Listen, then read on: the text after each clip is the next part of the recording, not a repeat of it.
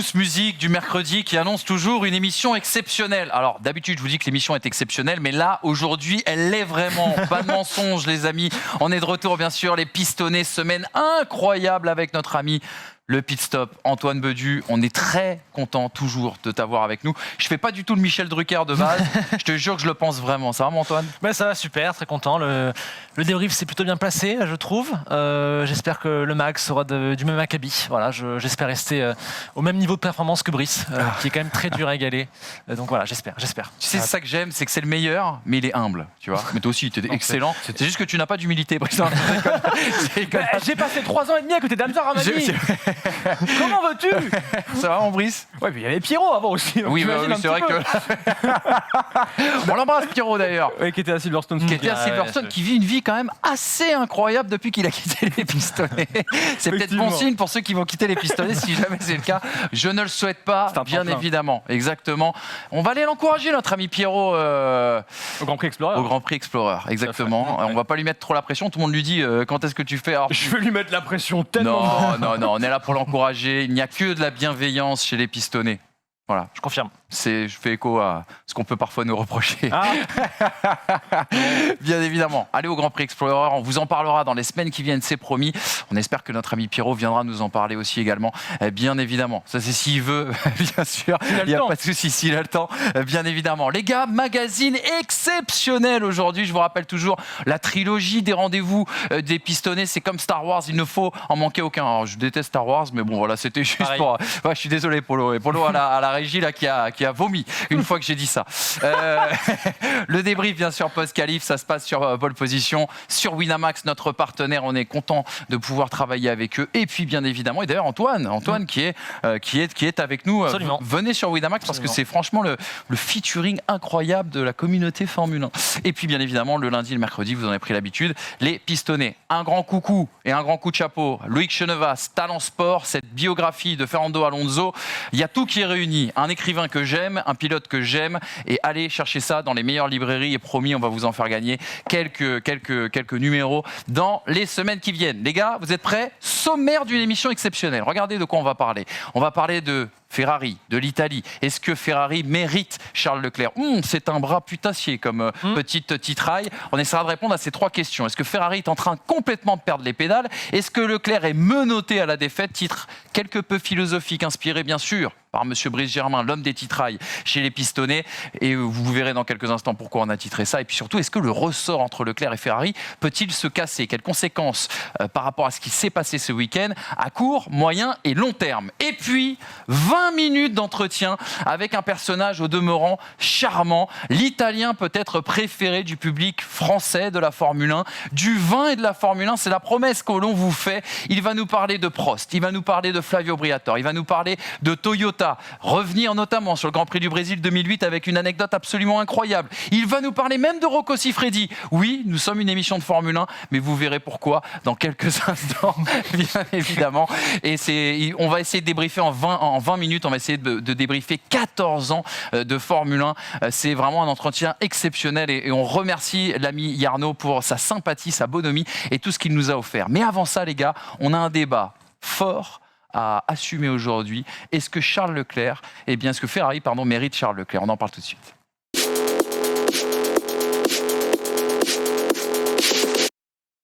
Débriefé la première victoire de Carlos Sainz, on a débriefé dans le débrief de la course lundi les soucis de stratégie, les choix qui ont été faits par Ferrari du côté de Silverstone. Petit rappel des faits, les gars, pour essayer de comprendre justement et se poser la question si Ferrari n'est pas en train de perdre les pédales. Pourquoi Ferrari a sacrifié Charles Leclerc ? On rappelle que le Monégasque est quand même le mieux placé au championnat du monde des pilotes. Pourquoi il n'a pas été favorisé ? Leclerc ralenti par Sainz avant l'entrée de la safety car. Là, on a vu Ferrari patauger, prendre du temps. On en a parlé pendant le débrief, mais on va y revenir aussi aujourd'hui. Pas de gomme neuve, notamment pour Charles Leclerc, lors de cette safety car. On n'a pas retenu la jurisprudence Abu Dhabi 2021. Et surtout, Carlos Sainz, vous en avez parlé lundi, qui se rebelle et refuse d'obtempérer, refuse de protéger, entre guillemets, celui que l'on pensait être son leader. Et puis Charles Leclerc, qui de plus en plus, on a l'impression, est obligé quelque part de mendier des consignes d'équipe, ce qui pose quand même véritablement question. Et puis cette stratégie, si on on la replace un petit peu, qu'on prend du recul, si on la replace dans l'histoire, elle tranche quand même avec les stratégies qui sont faites aussi bien par les concurrents de Ferrari que celles qui pouvaient être justement défendues par Ferrari par le passé, ce qui était un petit peu l'ADN des grandes années Ferrari dans les années 2000. On a l'exemple de Red Bull par exemple avec Sergio Pérez du côté de Barcelone. On n'a pas hésité à sacrifier le pilote mexicain pour favoriser le gain de points de Max Verstappen. Et puis il y a cette réflexion que tous les amoureux de la Scuderia se sont fait après la course, qu'il est loin le temps de Jean Todt à la tête de la Scuderia à l'époque, vous vous rappelez, qui n'était pas magnifique non plus, mais où on demandait à Rubens Barrichello de s'écarter dans le dernier tour en Autriche pour permettre à un Michael Schumacher absolument souverain sur le championnat de maximiser ses points. Et puis la question qui tue, pourquoi Ferrari semble toujours trop lent à réagir? Est-ce que Ferrari est en train de perdre les pédales, les gars? Oui. Parce qu'elle les a eu les pédales à un moment donné. Par le passé. Ah oui, non mais depuis combien de temps elle les a pas eu les pédales? Là, je me dis que en fait, ils ont d'accord. Je suis désolé. Cliquez sur le Twitter d'Hydro, non? J'étais obligé et on embrasse Hydro bien évidemment. Je sais pas si c'est lui le créateur de ce mème incroyable. Un paint comme ça, c'est lui. Hein. Mais vraiment magnifique. On était obligé. Mais je trouve qu'en fait, il y a un manque cruel de pyramide de hiérarchie en fait chez Ferrari. Ils ont quasiment tout ce qu'il faut. Ils ont la voiture, ils ont visiblement les pilotes quand même, parce que le line-up est un très bon line-up pour cette saison. Mais on a quand même l'impression qu'il y a un chaînon manquant à un moment donné pour prendre la bonne décision au bon moment. Comme je sais plus qui disait ça, je crois que c'est Chirac, je sais plus, qui disait un chef c'est fait pour cheffer. Qui chef chez Ferrari? Qui chef? Est-ce que c'est les pilotes quand ils imposent le fait de non, je ne vais pas faire ce que vous me dites? Ils ont moins de 25 ans les deux. Hein. Ouais, non, petite Sainz, 27 et 25 pour Charles. Regarde-le en train de cheffer là justement Binotto. 24 Mais il cheffe quoi en fait? Il dit je parle pas comme ça à la radio. Donc en fait il cheffe la communication. Mais à un moment donné il faut qu'il cheffe les points. Comment ça? Binotto. Il faut qu'il cheffe les stratégies. C'est pas lui le stratège, mais il faut qu'il ait en fait cette poigne qui fasse en sorte que quand il y a une crise, parce que ça s'apparente à une crise qui s'est passée hier au moment de la course, il n'y ait pas un flottement aussi global qu'hier. Combien de temps on a attendu avant de faire rentrer Sainz pour tenter quelque chose? On n'a pas pris une décision réelle, on a écarté le problème. On a fait rentrer Sainz au stand trop tôt. À ce moment-là, ce qui faisait qu'à la fin de la course, les pneus de Sainz étaient trop usés et que du coup, on a pris une deuxième mauvaise décision. Mais quand il y a un souci dans les autres écuries, quand Bottas, Hamilton, tu as d'abord les ingés respectifs de chacun qui parle, et puis derrière, tu vas avoir James Walls qui va s'adresser à Valtteri Bottas à l'époque. Et si jamais ça manque, Toto Wolff qui va s'adresser à l'un des deux, à Lewis ou à Valtteri. Chez Red Bull, même souci. Les ingénieurs, ils parlent, et derrière, Jonathan Whitley, il prend le lead là-dessus. Qui fait ça chez Ferrari? Les deux ingés respectifs parlent à leurs pilotes avec presque de l'insinuation. Ils osent presque pas, parce que je pense qu'il y a une peur de casser l'équilibre qu'il y a entre les deux pilotes. Sauf qu'à un moment donné, aujourd'hui, Ferrari est en lutte pour le titre. Et qu'ils ne peuvent pas gérer leurs pilotes de la même manière qu'ils l'ont fait jusque-là, ces 2 dernières années, où la Ferrari avait besoin de maximiser les scores et que 5 et 6 ou 6 et 5, c'était la même chose pour eux. Là, il y a des choix à faire. Les choix sont terribles, mais ils doivent les faire. Et peut-être qu'ils sont traumatisés par l'image qu'ils ont eue après l'Autriche 2002. Peut-être qu'ils sont traumatisés après l'image qu'ils ont eue après l'Allemagne 2010. Parce qu'au final, tout le monde le fait, mais il n'y a que eux dont on parle quand ils le font. Donc peut-être qu'aujourd'hui, il n'y a pas de stratégie définie là-dessus et qu'ils n'osent pas prendre des décisions qui peuvent être dures pour l'un de leurs pilotes parce qu'ils ont peur des conséquences qui vont venir. Sauf que la conséquence, on la voit là, elle est déjà terrible pour Charles Leclerc. Je suis d'accord, j'y viendrai après sur la question du statut de Ferrari qui était très particulier, mais il y a une espèce d'aura qui fait que eux, dès qu'ils font quelque chose, c'est pas traité pareil dans les médias, et on sent que ils le prennent en compte, alors qu'ils devraient pas. On s'en fiche. Red Bull, ils font bien des stratégies parfois trop dures, mais ils s'en fichent s'il y a la victoire au bout. Moi, ce qui me dérange, je reste encore très marqué par les scènes et les déclarations qu'on a vues hier à l'arrivée de la part de Binotto, parce que Ferrari a enlevé la victoire à Charles Leclerc. C'est une pure évidence. Charles Leclerc, on va plutôt le défendre dans ce débat, mais il ne faut pas faire croire que c'est un petit dieu. Il a aussi fait des erreurs, mais hier, il a plutôt raison sur toute la ligne. Même si je rappelle qu'il n'aurait pas eu à demander de consigne d'équipe s'il n'avait pas fait son spin en qualif et qu'il s'était qualifié devant. Ça part peut-être aussi de là. Mais quand même, hier, c'est Ferrari qui a tort sur toute la ligne. Binotto, hier, il vient faire la leçon à Leclerc, alors que c'est Ferrari qui lui a planté un couteau dans le dos. Mais est-ce qu'on aurait imaginé Wolff faire pareil à Hamilton et Horner faire pareil à Verstappen? Non, ils auraient pris la radio dès l'arrivée pour dire « Désolé Lewis, désolé Max, c'est notre faute aujourd'hui ». C'est une pure évidence que Ferrari a fait une erreur. Et on n'a même pas entendu le mot « erreur », on n'a même pas entendu le mot « pardon » envers la course de Charles Leclerc. Ils auraient dû faire pareil si c'était pour Sainz dans l'autre sens. Mais je veux dire que Ferrari n'a pas reconnu ses torts. Il n'a pas reconnu ses torts publiquement, il n'a pas reconnu ses torts envers son pilote, qui est son meilleur pilote. Et je trouve ça fou d'arriver à se mettre dans une position aussi mal en point, alors qu'il suffit d'assumer son erreur. Et ça peut aller mieux. Là, il y a un espèce de non-dit qui va se poursuivre sur les courses suivantes et ça met Leclerc dans une très mauvaise position au sein de l'écurie. Je trouve ça fou. C'est intéressant ce que tu dis parce que c'est aussi le propos de Valentin Courrouzi. Alors, on ne le connaît pas, c'est tout simplement le rédacteur en chef d'un site qui s'appelle The Race, qui est assez, qui parfois peut prêter à polémique, mais qui est un site en tout cas très très suivi, notamment de l'autre côté de la Manche. Il dit, quand ce n'est pas Monaco, c'est Silverstone. En vrai, même combat. Ferrari s'est vu offrir une opportunité phénoménale de se rapprocher de la tête du championnat pilote et ils l'ont fait avec la mauvaise voiture, en choisissant Carlos Sainz plutôt que Charles Leclerc. Le pire, c'est qu'il flingue davantage un pilote qui est déjà à bout de nerfs à cause d'une F1 75 capricieuse. C'est déconcertant. On dirait que Ferrari n'est pas prête à jouer le titre parce qu'on ne fait pas ça à son pilote phare. Les gars, c'est vrai que quand on repense un petit peu à l'histoire de la Formule 1 qu'on a eu la chance de suivre depuis qu'on est petit, la scène qui s'est passée dimanche, moi j'ai pas de repère historique. J'ai pas de repère historique d'un pilote numéro 1, d'un pilote autour duquel, je suis désolé, le projet Ferrari est quand même aujourd'hui construit, à qui on ait fait ça. Je trouve ça fou. Ferrari a entre les mains un pilote qui peut être champion du monde. Pour moi, je le pensais avant le début de la saison et pour moi, il me l'a prouvé en ce début d'année où il est au niveau de Max Verstappen. Max Verstappen a été capable de se muer en champion du monde. Leclerc ne l'est pas par la force des choses, mais je pense qu'il peut le faire aussi. Et en tout cas, sur la piste, il montre qu'il le mérite. Et pour autant, Ferrari le traite comme peut-être le nouveau qui vient d'arriver dans l'écurie, qui doit toujours prouver. Et je n'arrive pas à comprendre cet état d'esprit. Laisser sa chance à Sainz, oui. Et encore une fois, le fait qu'il n'y ait pas de consigne sur le premier relais ne me choque pas trop, parce que Sainz était devant et Leclerc, mine de rien, n'avait qu'à être devant s'il voulait gagner. Mais après, il y a trop de temps perdu. Et surtout, cette consigne à la fin, et ce fait de ne pas vouloir reconnaître cette erreur, de ne pas assumer, et de ne pas, quelque part, avoir décidé en amont que Leclerc était le numéro 1.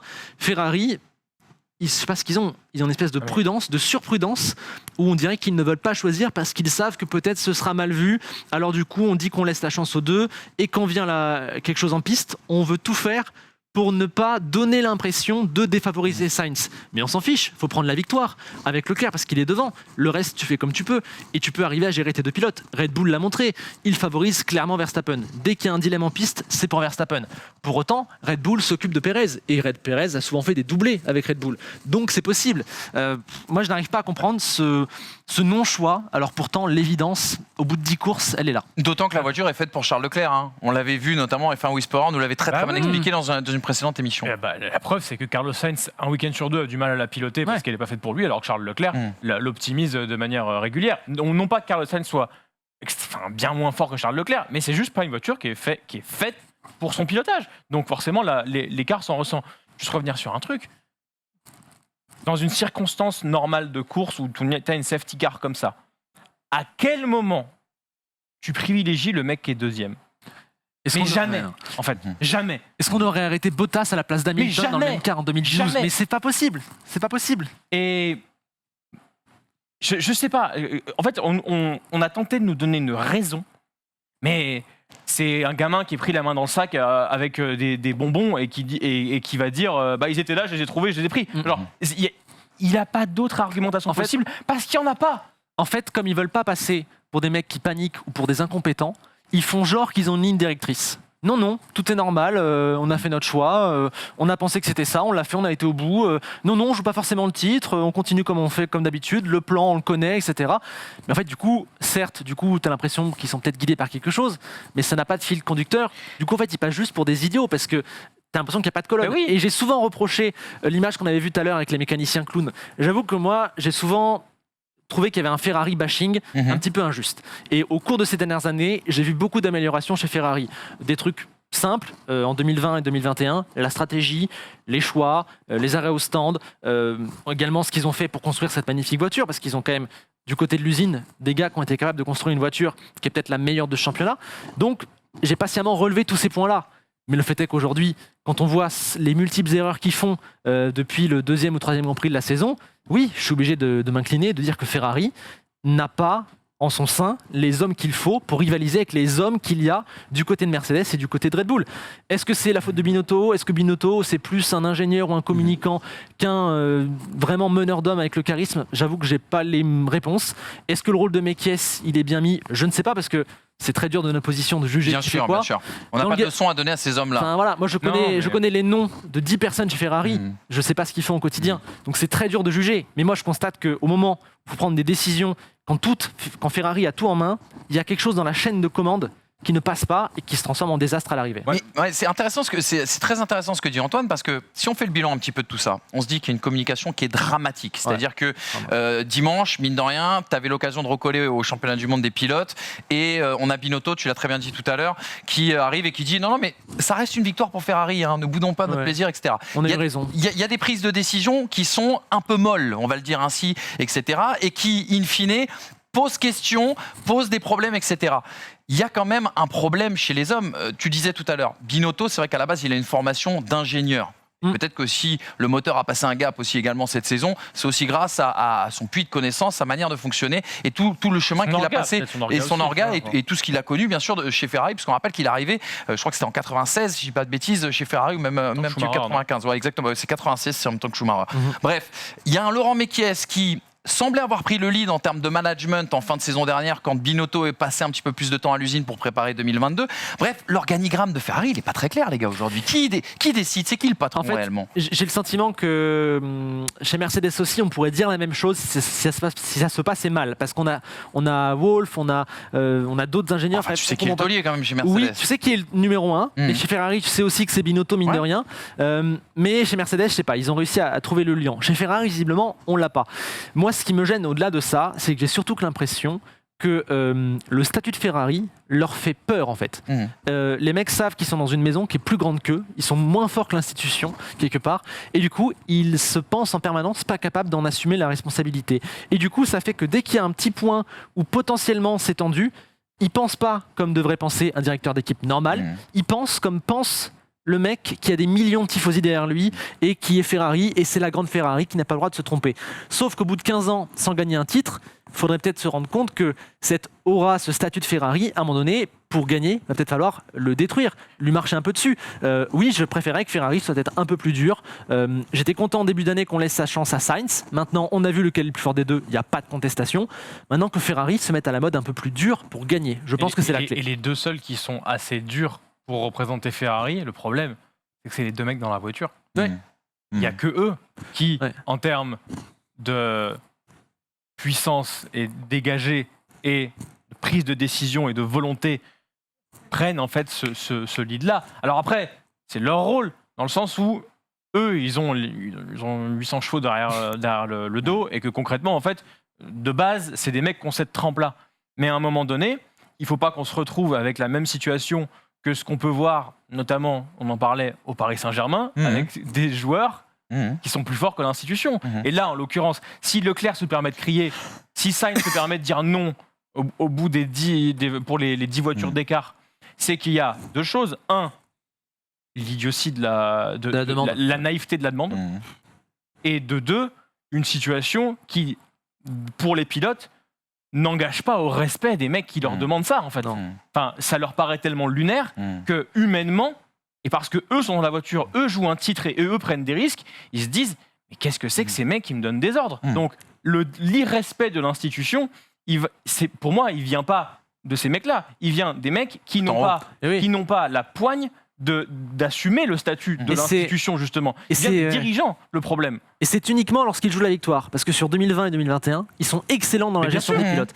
Et on se rappelle qu'en 2019, on avait déjà ces mêmes scènes où ils jouent la victoire et où il y a un ordre, un contre-ordre, un nouvel ordre, une demande. La Chine, on demande à Leclerc d'accélérer. Il le fait. Ah non, finalement, on laisse passer Vettel. À Singapour ou en Russie, on dit on le laissera passer dans 2 tours. Ah non, finalement, on va laisser 3 tours de plus. Bon, finalement, on verra ça après. C'est toujours la même histoire, j'ai l'impression. Souvenez-vous de la gueulante énorme de Sébastien Vettel au Mexique par rapport au mouvement de Max Verstappen sur Charlie Whiting. Oui.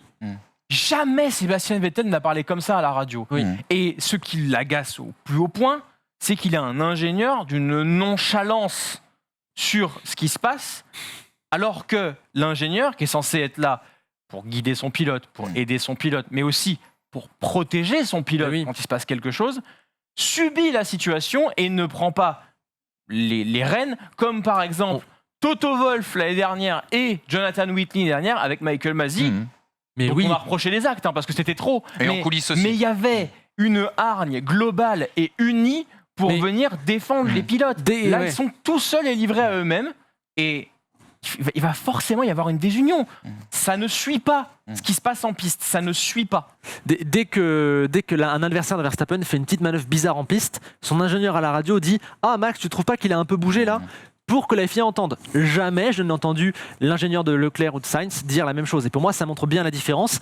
Je ne sais pas ce qui les paralyse, mais je trouve vraiment qu'au moment où les choses se jouent, Ferrari se tétanise. Et ça manque de vis, in fine. Et on en revient aux déclarations de Binotto il y a quelques semaines qui nous avait fait halluciner. Non, on joue absolument pas le titre mondial. C'est pas comme ça que tu réponds à la vindicte populaire et à la pression, on va dire, de tifosi. Les gars, en reprenant ce que vous venez de dire, c'est très intéressant. J'ai envie de vous poser une question. La question suivante, justement, est-ce que Leclerc est-il menotté à la défaite en étant chez Ferrari? On reprend les constats que vous venez de faire. Leclerc porte-t-il Ferrari comme un fardeau? Il y a eu 2019, la guerre interne avec Vettel, et on se rappelle déjà à l'époque, vous l'avez très bien dit il y a quelques instants, qu'il avait été sacrifié à Singapour pour faire plaisir à Vettel, qui sera lui-même sacrifié après pour faire de la place à Charles Leclerc, ce qui est quand même assez hallucinant.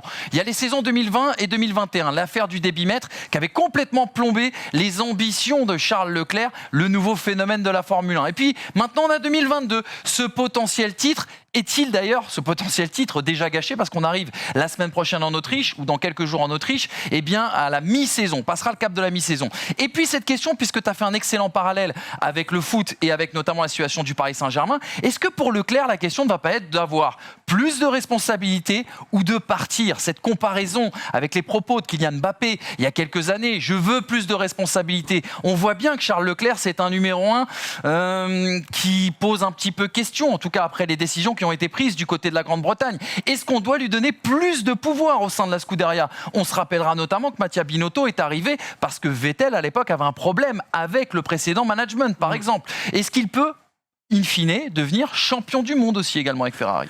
C'est clairement la question qu'on se pose aujourd'hui. On a compté avec Brice hier, il y a un delta de 80-90 points que Leclerc perd sur les 5 dernières courses. C'est 40% de ses points. Hein. C'est n'importe quoi. Et malgré ça, il est quand même toujours devant Sainz au classement général. Sainz a eu 2 coups de malchance avec Bakou et Imola, certes. Mais je trouve ça fou. Et moi, ce qui me dérange, c'est que dans tout ça, j'ai pas le sentiment que Leclerc ait une immense responsabilité. 2019, il était un peu jeune. Mais quand on regarde, qu'est-ce qui fait vraiment de mal? Bahreïn, c'est le moteur qui enlève la victoire. Singapour, bon, je suis d'accord avec la décision de Ferrari, parce qu'on passe d'un 1-4 à un 1-2, peu importe l'ordre des pilotes. Donc là, je suis d'accord avec Ferrari. Mais lui, de son point de vue, se fait avoir. Et on pourrait reprendre d'autres courses, la Russie, etc. Cette saison, Leclerc, sa seule erreur, on en parlait hier aussi, c'est le coup du vibreur à Imola. Et je peux considérer que sur ce week-end, il fait une erreur en qualif qui empêche une victoire qui aurait été beaucoup plus facile. Mais concrètement, dans tout ce qui s'est passé pour que Leclerc ait perdu autant de victoires récemment, je lui donne un pourcentage de responsabilité qui est quoi? De l'ordre de 5-10% peut-être. C'est pas beaucoup. Donc je me demande vraiment si Ferrari est bien armé pour faire gagner Leclerc. Et ouais, cette formule de menotter à la défaite, c'est vraiment ça, parce que tu as le sentiment que quoi qu'il fasse, il ne pourra pas concrétiser au bout. Hier, quand il est en tête, on se dit « Ah, ça sent pas ». Et dès qu'Ocon commence à ralentir, premier truc que je me dis, c'est Leclerc va finir par être le grand perdant de cette situation, c'est sûr. C'est évident. Et le problème, c'est que ça commence à s'accumuler. Et généralement, on sait que quand des rancœurs s'accumulent, ça va pas très fort dans une écurie. Et hier, pour terminer, après je donne la parole à Brice, j'ai vraiment eu le sentiment d'un leader abandonné, en fait. D'un capitaine de navire qui avait raison sur toute la ligne, pourtant qui avait moins de données sous les yeux, qui est resté poli, qui n'a pas eu d'excès de colère, pas eu d'excès de mots, pas eu d'excès d'ambition. Et même on le voit sur sa bataille à la fin, il pourrait être très frustré. Il laisse quand même de la place à Pérez et il ramène les points, donc bravo. Et en face, Ferrari qui n'est pas capable d'être à son niveau. Donc concrètement, moi quand je vois ça, je me dis mince, le pauvre, est-ce qu'il ne va pas suivre le destin de plusieurs autres qui ont aussi raté à Ferrari, pas forcément que de leur faute? 4e saison chez Ferrari, on le rappelle. Si on prend les top 10 team radio de la décennie, en termes de gueulante. On va parler de Raikkonen là. Oui, mais en même temps. Mais et leur compétition. Je me souviens, je ne sais pas si c'est l'Australie ou la Russie, où Raikkonen ressort des stands Et on lui dit push now au bout de 2 tours parce que on n'a pas arrêté Vettel alors qu'on lui avait fait croire qu'ils avaient arrêté Vettel et que du coup en fait le moment de pusher c'était là mais on lui avait pas dit et il hurle à la radio genre mais pourquoi vous m'avez pas dit ça quoi. Je me souviens de Sébastien Vettel qui sur sa dernière saison rigole des stratégies ou leur dit mais je vous ai dit 100 fois qu'il fallait faire ça. Mon point là-dessus c'est de dire que déjà c'est pas nouveau. Enfin c'est nouveau par rapport à l'histoire de Ferrari mais c'est pas nouveau. Et que on n'est pas sur du foot. On peut pas donner plus de responsabilité à Charles Leclerc. Je suis pas d'accord, moi. Je suis pas d'accord du tout avec toi. Alors moi, je vais te dire, si tu tires les leçons de l'histoire, tu vas reprendre l'âge d'or de Ferrari. L'un des âges d'or de Ferrari, c'est Todd, Schumacher, Ross Brown. Et rappelle-toi du pouvoir qu'avait Michael Schumacher dans cette écurie. Quand il arrive en 1996, il choisit son coéquipier. Il a choisi ses coéquipiers jusqu'au bout. Il a même choisi son successeur, à savoir Kimi Raikkonen. Il avait peut-être choisi aussi également les ingénieurs, tout l'aspect technique, parce que n'oublions pas que Ross Brown à l'époque est déjà chez Benetton et qu'il part avec Michael Schumacher du côté de chez Ferrari. N'oublions pas tout le travail et on n'a pas parlé dans cette émission parce qu'on a rarement parlé de Michael Schumacher, mais on en a beaucoup parlé ces dernières années. Tout le travail technique, d'optimisation, de comment il faut travailler. Bien aidé par Jean Todt, de cette relation fusionnelle. Mais si tu vois, dans la première partie de ce débat, on a dit il y a un problème à la tête de cette écurie, c'est-à-dire peut-être qu'il manque un Jean Todt, peut-être qu'il manque un Ross Brown, peut-être qu'il manque des tauliers, des garçons en tout cas, qui sont là pour imposer des décisions fortes. Ben moi, je pense aussi également que le pilote est trop mis sous couveuse. C'est-à-dire que c'est pas normal. À l'époque de Michael Schumacher, jamais on n'aura entendu Schumacher quémander une stratégie qui lui soit favorable. Moi, j'ai l'impression que depuis le début de la saison, Leclerc est obligé de quémander une stratégie qui lui soit favorable alors qu'il est en capacité de jouer le titre. Parce que la relation n'est pas la même. Moi, quand je dis qu'il ne peut pas avoir plus de responsabilité, c'est que aujourd'hui, c'est comme si tu demandais à un gamin de changer de père. De demander de dire à sa mère, écoute, enlève papa, j'aime pas papa. Non, papa ne fait pas des choses bien pour moi, je veux un autre papa. Parce que Charles Leclerc est né dans Ferrari. Oui, mais c'est pas le fils de Binotto. L'année dernière, on sait qu'il y a eu des petits clashs avec Binotto l'année dernière. Oui, mais vois ce que je veux dire.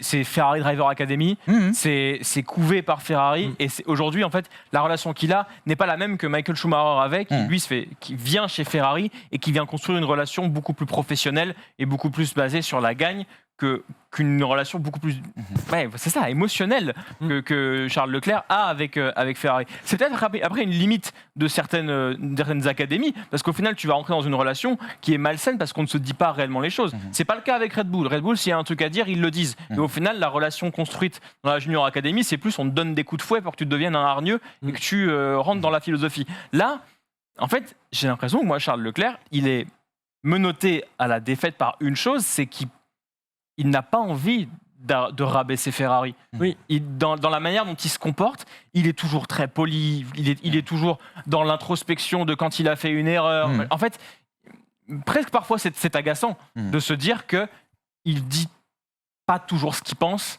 parce qu'il veut protéger l'institution qui, certaines fois, fait n'importe quoi avec ses courses. Et hier, pour la première fois, parce qu'on a vu à Monaco, on a eu plein de fois où on sentait la tristesse dans la déclaration. Là, il était excédé hier.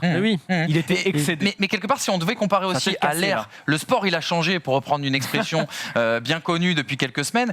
Si tu prends le cas Mbappé au PSG, alors je sais, la Formule 1, c'est quelque chose d'à part. Mbappé au PSG, joueur qui veut prendre plus de responsabilités au sein de l'organigramme et dans les prises de décision de son club. Il y a le cas LeBron James. Vous êtes des passionnés de NBA, je ne suis pas un grand fan de NBA, mais on sait que LeBron James est très important dans les prises de décision qui sont faites au sein, bien sûr, de sa franchise. Est-ce que, quelque part, c'est pas dans l'air du temps? Est-ce qu'il ne faudrait pas tendre à ça? Et quand tu regardes même ce qui se passe du côté de chez Red Bull avec Max Verstappen, ou ce qui a pu se passer par le passé chez Mercedes avec Lewis Hamilton, par exemple, qui souhaitait que Valtteri Bottas reste pour les raisons qu'on connaît, est-ce que Ferrari ne doit pas changer d'air, rentrer justement dans une ère un peu plus contemporaine? En tout cas, je constate que Ferrari ne traite pas son meilleur pilote comme elle devrait le traiter et qu'elle fait ça pour des raisons qui ne sont pas valables et qu'au final, ça coûte des points à tout le monde, à Ferrari, à Leclerc, et ça met Sainz dans une position très compliquée. En plus, le modèle de plus de responsabilité, il existe en F1, c'est Max Verstappen. Complètement.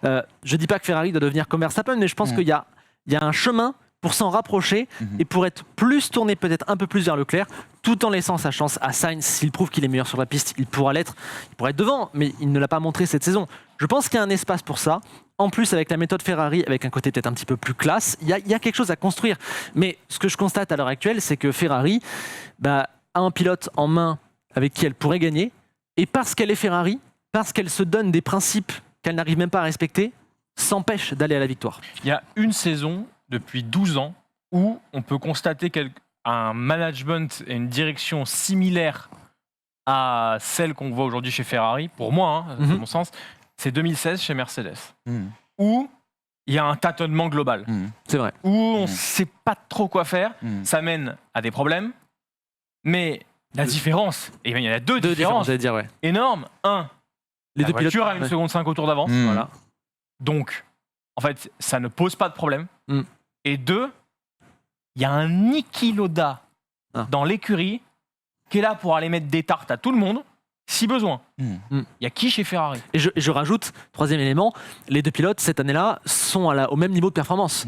Ce qui n'est pas le cas chez Ferrari cette année. C'est-à-dire que tu n'as même pas ce débat-là. Je trouve ça fou du coup d'arriver à se planter alors que sans détruire Sainz, tu avais moyen hier de ramener la P1 pour Leclerc, la P2 pour Sainz et personne n'aurait rien dit. Il y a un traumatisme, j'ai l'impression. Je veux revenir sur une chose que tu as dit, Brice, tout à l'heure. L'attitude, le body language, entre guillemets, le langage corporel, parlons français s'il vous plaît, de Charles Leclerc à l'arrivée de cette course. Il est sur une série terrible de 5 courses et la question que j'ai envie de poser, c'est les conséquences à court, à moyen et à long terme. Est-ce que le ressort justement peut se casser? Regardez plutôt avec ce tableau les différentes questions inhérentes à tout ça.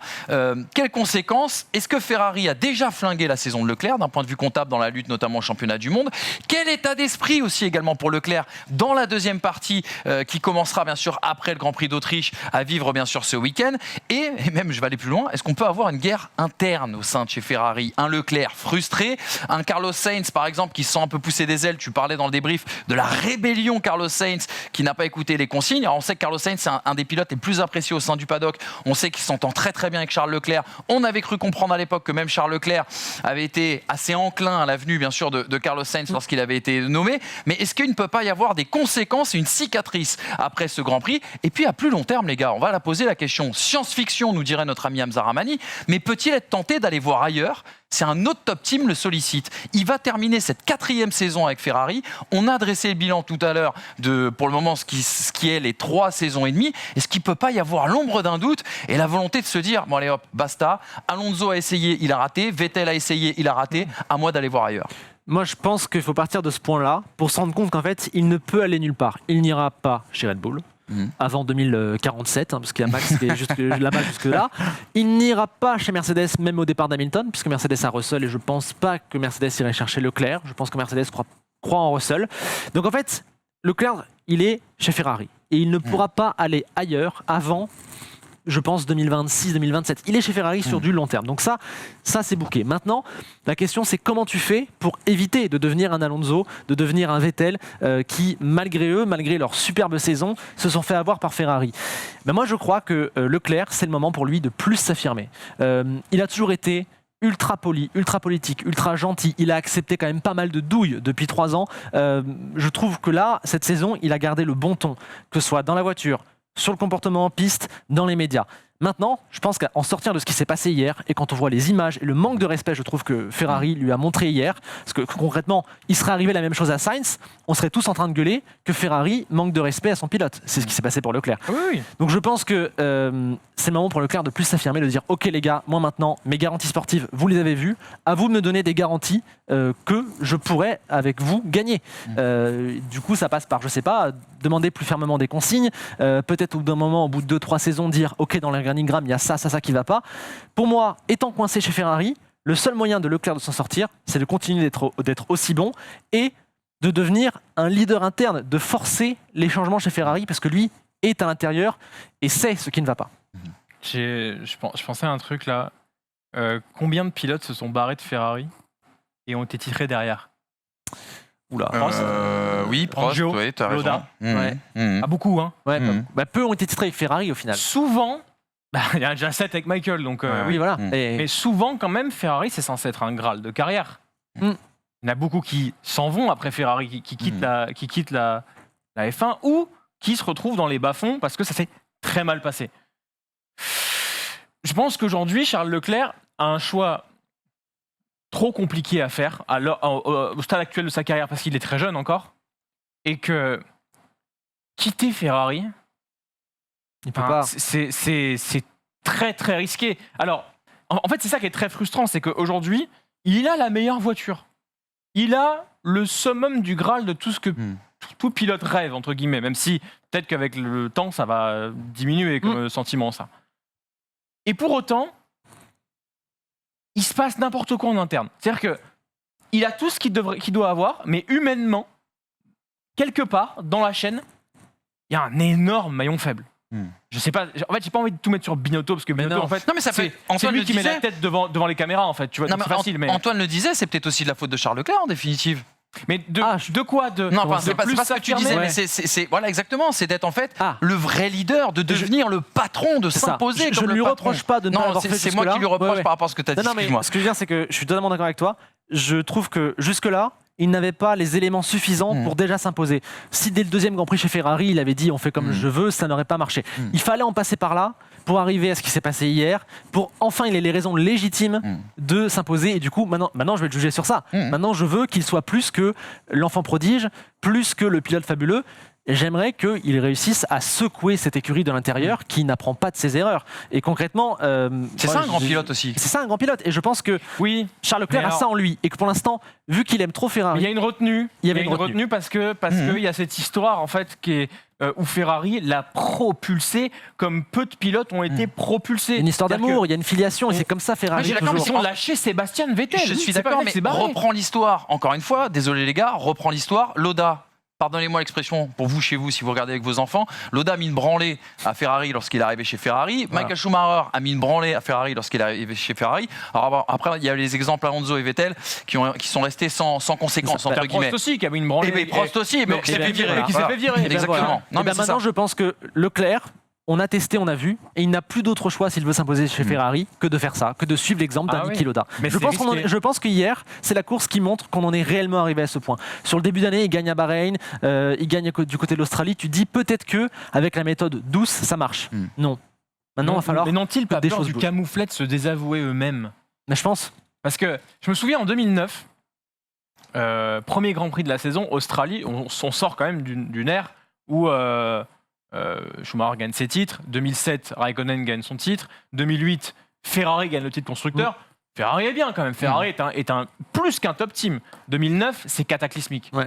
On se souvient, une seule victoire, Raikkonen à Spa. Je le place. Ouais.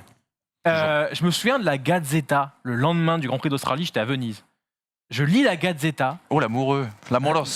Pardon, J'étais- excuse-moi, désolé, j'étais- on manque de temps. J'étais en seconde. J'aurais pas dû j'étais dans faire la cette carte. blague. Et je lis ça et je vois la Gazzetta qui déglingue Ferrari, qui parle instantanément après une course de voiture B prévue pour dans 2 Grands Prix, que Ferrari n'a jamais été aussi mal.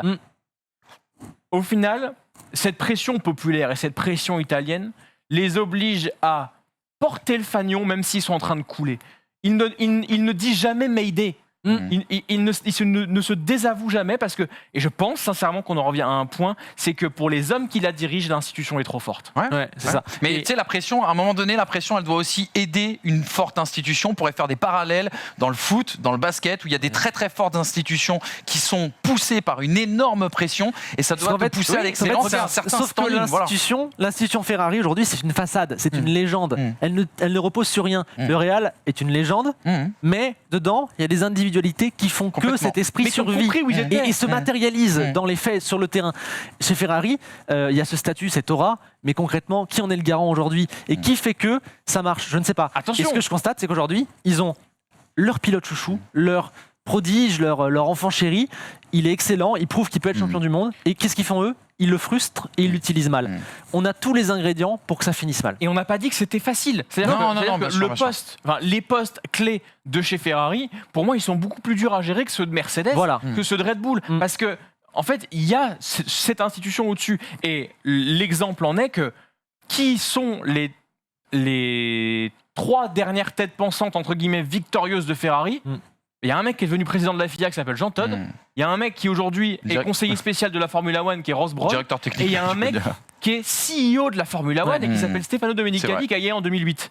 Et donc, ça veut quand même dire que quand tu gagnes chez Ferrari, c'est qu'on estime que tu es au top du top du top de la Formule 1. Maintenant, il faut recruter un mec comme ça. Ça manque peut-être d'une filiation aussi de ces années-là, et peut-être que l'absence de Michael Schumacher, je mets ça entre parenthèses bien évidemment, peut-être. aurait pu permettre, faudrait... on parlait de Lauda en consultant. Il leur faudrait leur Lauda. Et juste pour clôturer sur ce point, on a énormément tapé sur Ferrari, et je pense que c'était totalement légitime tout ce qu'on a dit, je ne retirerai pas un mot.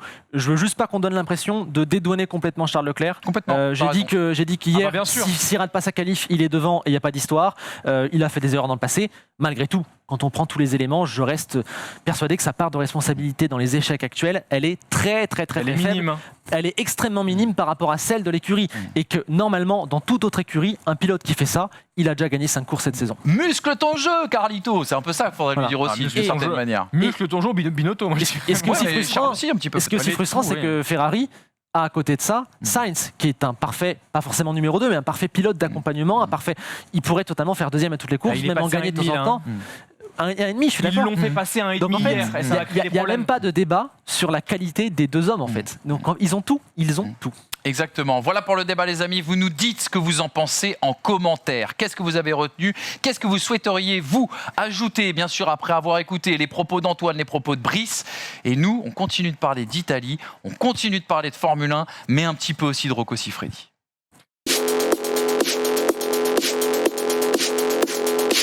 Il s'appelle Jarno Trulli, c'est un petit peu l'un des hommes de notre enfance, il faut dire, l'un des pilotes un petit peu icônes de ces années 2000. Bref, un pilote aussi charmant parce que marrant, parce qu'aussi il a piloté pour des voitures françaises, Prost Grand Prix notamment, et Renault. Il est passé également par Jordan, il est passé aussi par Caterham, mais c'est aussi Toyota, et il va nous en parler, un entretien exceptionnel de 20 minutes. Jarno Trulli qui a accepté de livrer et de nous parler de 14 ans de Formule 1.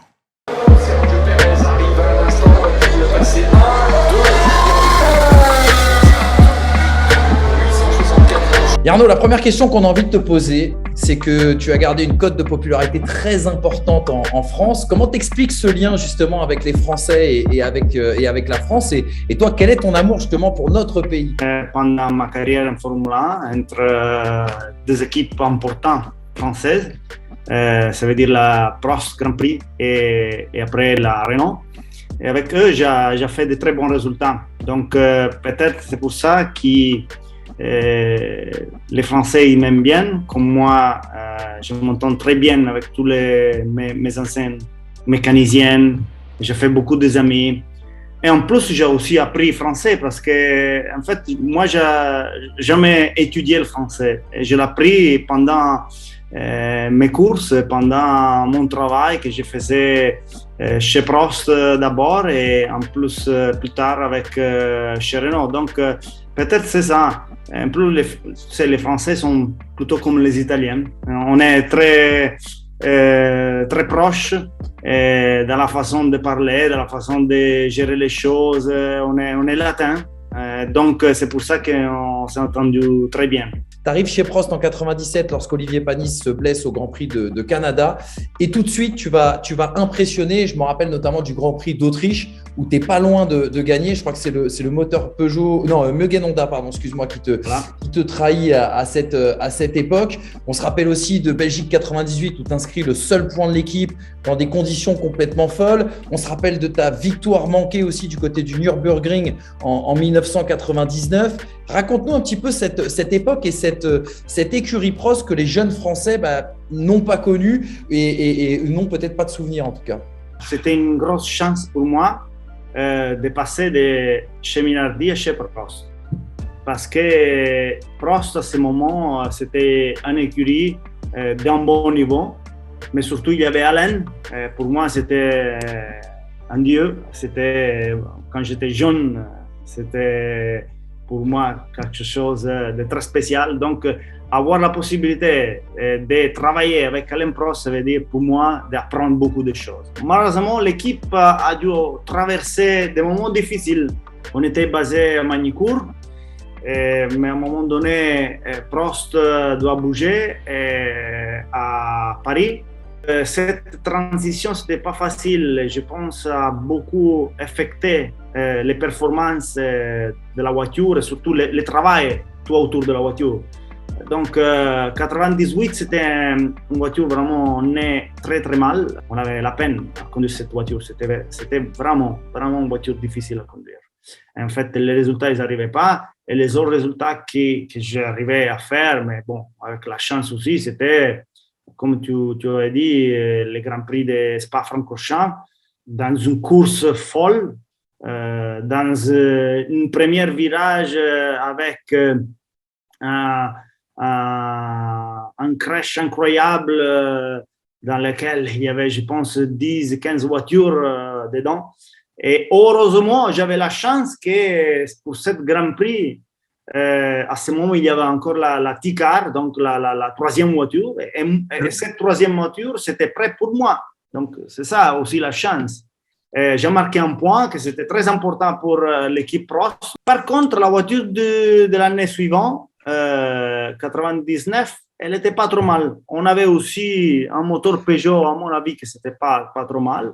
En général, la voiture avait bien progressé. On pouvait se battre de temps en temps pour marquer les points. Et je vous rappelle, pour marquer les points, ça veut dire les premières 6. Ce n'était pas les premières 10. Pendant les essais d'hiver, les derniers essais d'hiver à Barcelone, j'avais fait aussi les tours plus vite de toute la séance des essais libres. Donc, bon, on avait des beaux espoirs, des bons feelings pour la première course, mais la Formule 1, ce n'est pas facile. Si tu devais nous parler justement du personnage de Flavio Briatore, parce que nous, en France, on connaît ce personnage fantasque. On sait que ça a été l'un des garçons qui t'a permis, comme tu viens de nous l'expliquer, de passer certaines étapes et d'arriver notamment en Formule 1. On sait aussi que vous avez eu cette brouille chez Renault et que c'est un personnage qui peut être aussi assez brutal comme il peut être très charmant. Tu as tout dit. En fait, c'est un personnage extrêmement intelligent, mais aussi assez brutal, parce que comme il m'a aidé beaucoup au début, et merci à lui, en fait, j'ai fait le Formule 3 et après, il m'a donné la possibilité de faire la Formule 1, mais à un moment donné, je pense qu'il y avait la possibilité de rester chez Renault, mais les choses entre moi et lui, c'était pas tout clair. Donc, à un moment donné, j'étais obligé à partir de chez Renault. Et pour moi, honnêtement, c'était ma famille chez Renault, mais en fait, ça ne pouvait pas continuer comme ça. Les choses, à un moment donné, ils ne marchaient plus.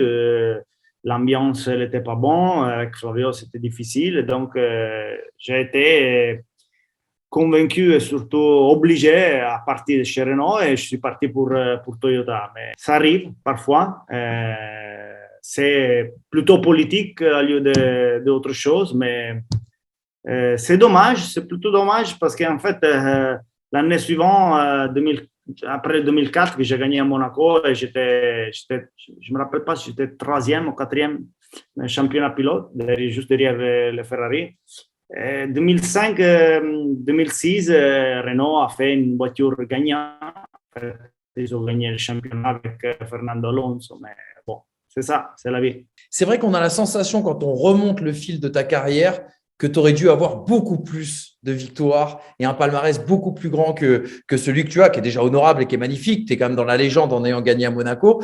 Mais c'est quoi le recul que tu as pris justement avec tout ça? Si on analyse bien ce que tu as dit, et c'est vrai, je suis convaincu. Mais en plus, il faut dire une chose. Moi, malheureusement, j'avais un style de conduire très, très simple et assez linéaire. Je suis tombé dans une époque de Formule 1 qui, je pense, c'était vraiment pas pour moi. On a commencé à utiliser des pneus groove, qui sont des pneus qui n'ont rien, mais vraiment rien à voir avec des pneus de course.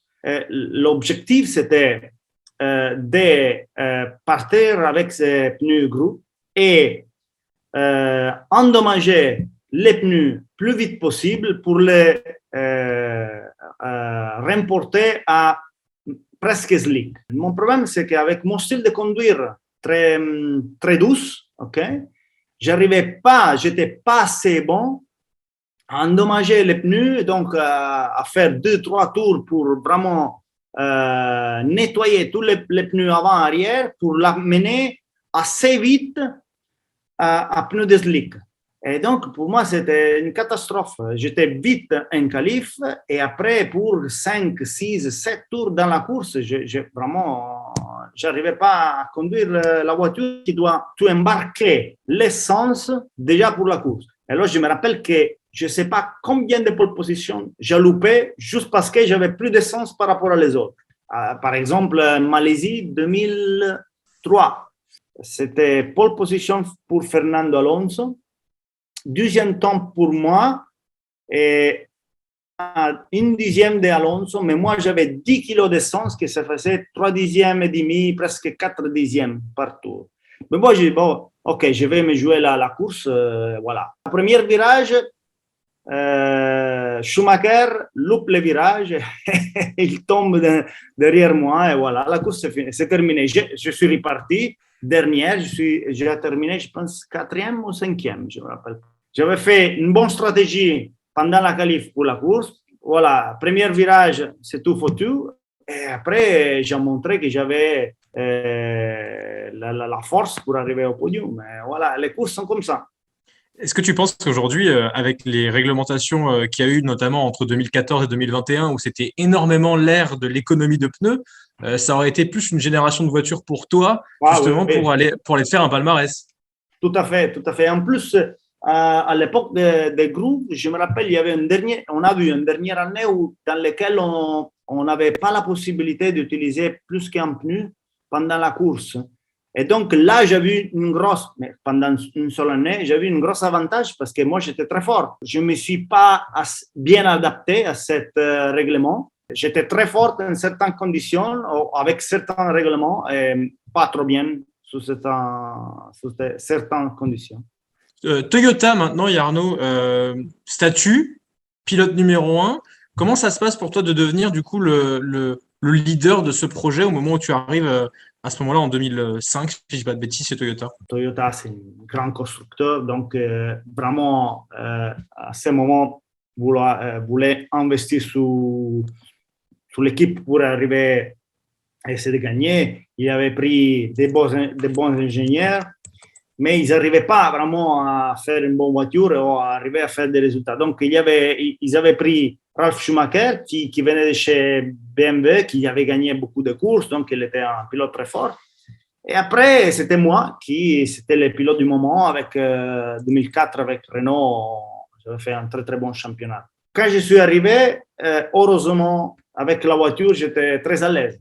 Et je vous rappelle qu'en fait, à ma première course en Toyota au Japon, j'avais marqué aussi la pole position du samedi. Personne ne pouvait imaginer ça. Quand je suis parti chez Renault, quelqu'un à l'intérieur, il avait mis à la tête que moi, je n'étais pas un bon pilote, et que je n'étais pas assez fort, et que la tête... enfin, je suis arrivé le samedi et j'ai fait la pole position. Donc, juste pour remarquer à tout le monde que j'étais encore un bon pilote.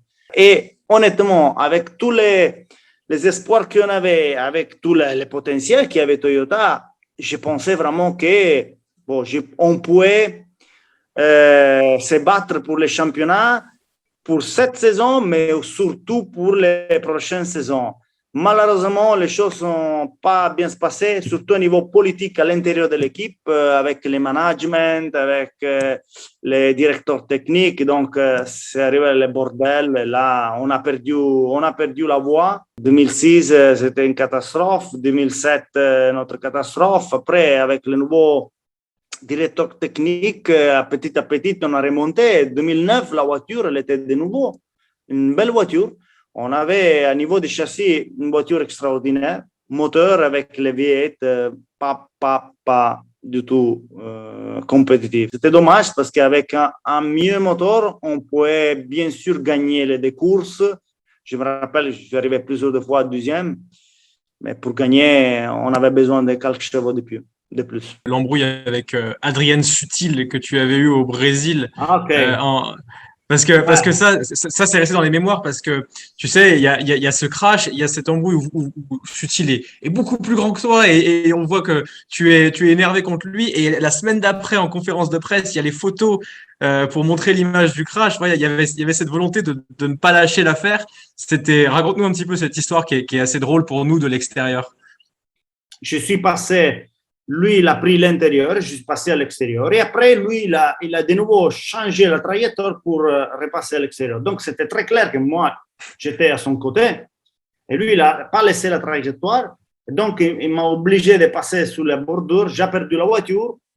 Mais le problème, ce n'est pas une question de course parce qu'on était à 250 km/h. Donc, tu ne fais pas de bêtises, tu ne prends pas la chance dans ces moments. Je pense que c'était le seul accident dans lequel vraiment j'étais énervé. Et en fait, j'étais énervé juste après, parce qu'on a pris un risque qui vraiment, honnêtement, je ne voyais pas.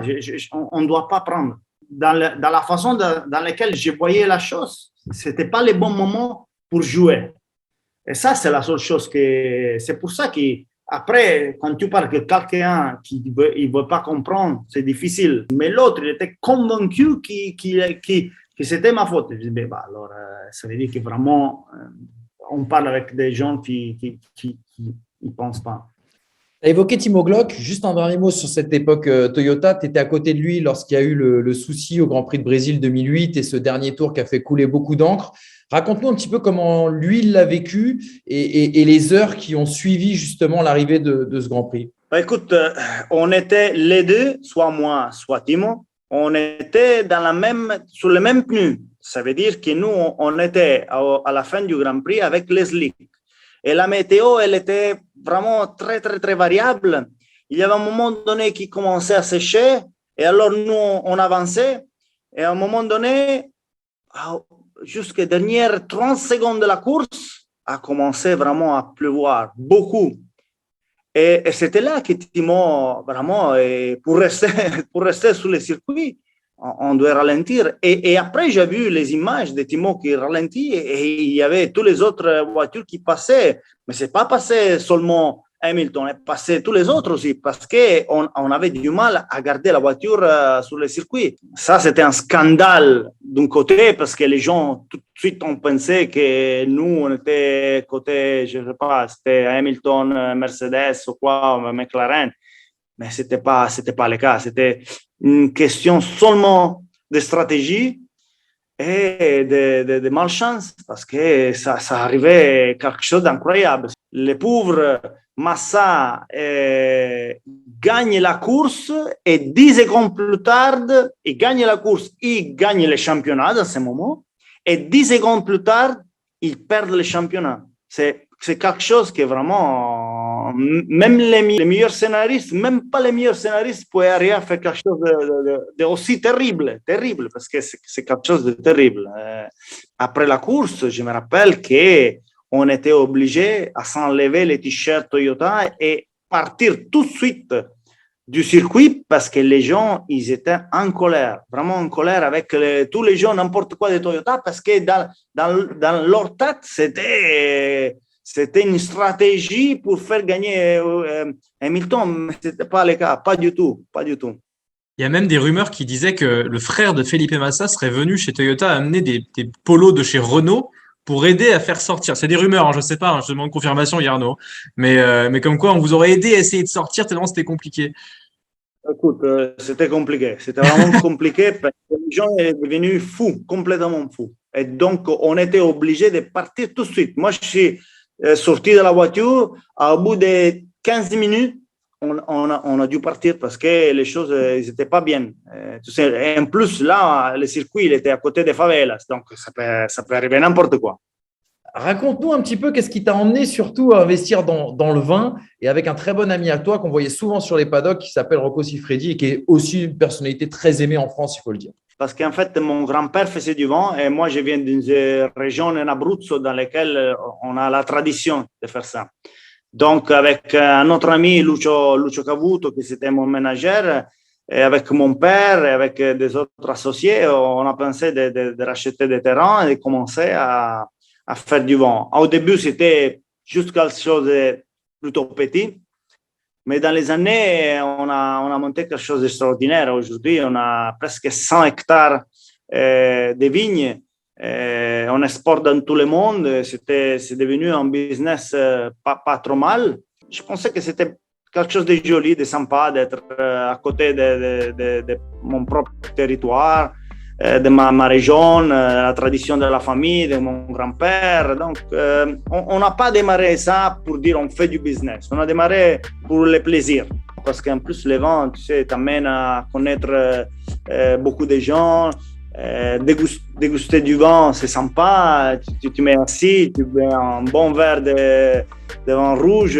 C'est quelque chose de très sympa, très différent par rapport à la Formule 1 et par rapport aux métiers que j'ai fait pour des années et des années, dans lesquels tu es toujours sous pression, stressé, voilà, dans la course. En fait, on va te faire une petite surprise. Brice, ici même, a retrouvé un article qui date d'il y a quelques années. Un journaliste français qui était venu te voir dans ta propriété de vin et qui avait passé un moment avec toi et Rocco Siffredi. Et je ne sais pas si tu te rappelles de ce moment, on n'a pas le nom et prénom de ce journaliste, mais lui, en tout cas, a passé un moment absolument extraordinaire. Si Brice, tu peux nous lire un petit mot. Ce n'est pas encore le moment d'interroger Yarno. Yarno se justifie. J'attends un gros client, un ami. Si ça se trouve, tu le connais aussi. Supposition conclue d'un clin d'œil malicieux. Le mec arrive. Sa gueule d'amour me dit quelque chose. Il tend la main et la taille de son membre retient furtivement mon attention. Plus surprenant, le gars vient accompagné de la télé. Instant solennel, il sabre la bouteille qui porte son prénom, le Rocco Rosso. Eureka! Mais bien sûr, devant son entrejambe et légèrement incliné vers le haut, il empoigne la bouteille comme naguère son bâton. Il bande. Pour l'élégance à l'italienne, on repassera. La mousse gicle, un ange passe, on sourit tous nerveusement. Voilà, ce passage pour nous était phénoménal et ça illustrait bien le fait qu'un journaliste soit venu chez toi et ait rencontré comme ça par hasard Rocco Siffredi. Les gens pensent à Rocco, voilà, justement, comme un superstar des films porno. Mais c'est plutôt quelqu'un de très drôle, vraiment drôle, avec lequel tu passes une soirée à parler, à discuter dans une façon assez amable. Et on le faisait tout le temps quand on arrivait en Hongrie, au Grand Prix d'Hongrie. Une fois, je vous dis aussi ça, une fois, ils ont nous invités aussi chez lui. Il y avait sa maison pas très loin du circuit, ok? Et à ce moment, il était en train de filmer un film pour lui avec des acteurs, des choses. Donc, ils ont nous amené à voir un peu comme c'est un set d'un film porno. Donc, c'est quelque chose que tu vois dans les films, mais tu n'as pas une idée de comment ça se passe les choses. Voilà. C'était drôle. Et attention, parce qu'il y avait des journalistes avec nous aussi. Hein. Tous sont intéressés à cette histoire. Voilà un entretien qui se termine en tout cas avec le sourire et de très très très belles anecdotes. Brice, je me retourne très rapidement vers toi. Yarno Trulli, c'est un peu une Madeleine de Proust pour les gens qui sont de notre génération, ce pilote sympathique. Ce garçon aussi, c'était un peu le fil rouge de cette interview, qui a un palmarès, qui aurait dû avoir un palmarès beaucoup plus important. Ouais, il était jamais au bon endroit au bon moment. C'est un pilote qui aurait certainement, on en a parlé avec lui, certainement été bien plus en valeur sur l'ère moderne de la Formule 1 depuis 2014, parce que c'était un excellent gestionnaire de gomme. Et en fait, les réglementations et les voitures qu'il a eues étaient pile poil pour ne pas le mettre en valeur. Mais voilà, c'est un pilote qui marque un petit peu la transition entre l'ancienne génération et la nouvelle en termes de manière dont il arrive en F1, de manière dont il s'en va de la F1. C'est le pied parfait entre 90 et 2010. Et c'est une personnalité qui est très touchante, je trouve, et qui est vraiment, comme on disait, ouais, effectivement, une des stars de notre enfance dans le côté un petit peu... toujours placé, jamais gagnant, quoi. Exactement, sans couronne des années 2000, un petit peu. C'est vrai que c'est un petit peu ça, et c'est vrai que pour le coup, des Yarno Trulli, on a l'impression qu'il n'y en a plus non plus en termes de personnalité en Formule 1. C'est ça que j'allais dire, c'est que moi perso, Jarno Trulli, quand j'ai commencé à suivre la F1, il était là. Et c'est bête, mais je joue aux petites voitures. J'avais collé les noms des pilotes. Dessus, il y avait Jarno Trulli. Enfin, ça me parle. Donc, je pense que l'entretien parlera aussi à pas mal de monde, jeune ou moins jeune. Et moi, c'est vraiment ça que je retiens de Trulli dans mon esprit. C'est un côté un peu fantasque, drôle, décalé, en même temps talentueux, parfois dans l'excès. Et simple. Et ce côté assez simple, qui est finalement une personnalité qu'on retrouve plus trop aujourd'hui. Et après, bon, si on va un peu loin, on pourrait dire que c'est peut-être à cause d'un monde un peu plus aseptisé, etc. Mais c'est vrai qu'un autre Trulli a ce côté un peu décalé qui fait que quand on parle, peu importe ce qu'il a fait dans sa carrière en termes de résultats, t'as un petit sourire, quoi. Il dit c'est Jarno. Exactement, et je tiens d'ailleurs à remercier Jarno Trulli parce que, alors pour rien vous cacher, on va pas tout vous raconter, mais en coulisses, les pistonnés se battent pour vous proposer plein d'interviews, vous amenez de nombreuses personnalités, et on n'est pas Canal+, on n'est pas un énorme média, mais il nous a accordé une confiance incroyable. On a tourné, je crois, 2 heures d'interview avec lui. Chez lui. Et malheureusement non, mais on compte y aller bientôt avec Rocco, bien évidemment. Et surtout, voilà, il nous a fait vraiment confiance, et c'est trop rare pour le souligner aujourd'hui, bien sûr, dans ce microcosme F1 qui aime beaucoup s'ouvrir aux masses médias et qui a un petit peu plus de mal, bien sûr, avec des médias un peu hybrides comme nous. Donc, merci beaucoup, mon cher Jarno. Les gars, pas de quiz aujourd'hui parce qu'on a beaucoup parlé, on est déjà beaucoup en retard. Cette émission a été suffisamment longue et j'ai envie qu'on se quitte sur la... Voilà, une bonne humeur, exactement, et c'est ce très bel entretien sur Jarno. Le Pinard, on va y aller, on va y aller maintenant, tout de suite, les amis. Prenez soin de vous, bien évidemment, chez vous. Merci beaucoup pour votre soutien. On attend aussi également vos réactions en commentaire. Dites-nous un petit peu, qu'est-ce qu'évoque pour vous Jarno Trulli. Je voulais remercier Paul Harrer, qui était bien sûr à la réalisation aujourd'hui, monsieur Tom Chiaravino, l'homme à tout faire, monsieur Thomas aussi également, qui était avec nous. Bref, tous ces hommes de l'ombre qui permettent aux pistonnés d'exister, et c'est très important. Merci Antoine, tu reviens quand tu veux. Demain, je suis là, même. Pas de souci. On signe le contrat à vie, comme Jean-Guy Wallem du côté du Racing Club de Lens. Et puis, bien sûr, merci beaucoup, mon cher Brice. On se retrouve la semaine prochaine avec Hamza Rahmani. Je sais pas. Est-ce qu'il sera encore en grève, Hamza Rahmani? Écoute, si Ferrari se met à faire quelque chose, peut-être qu'il va revenir, mais là... Ça va être compliqué. Exactement. Est-ce qu'on aura l'occasion de parler de cet homme, Fernando Alonso, la semaine prochaine? Je le souhaite de vive voix. Tu trouves toujours l'occasion de le faire. Toujours l'occasion de le faire, bien évidemment. Sinon, on ne serait pas les pistonnés, ou je ne serais pas là surtout. Bonne journée, les amis. Prenez soin de vous. À très, très vite. Ciao.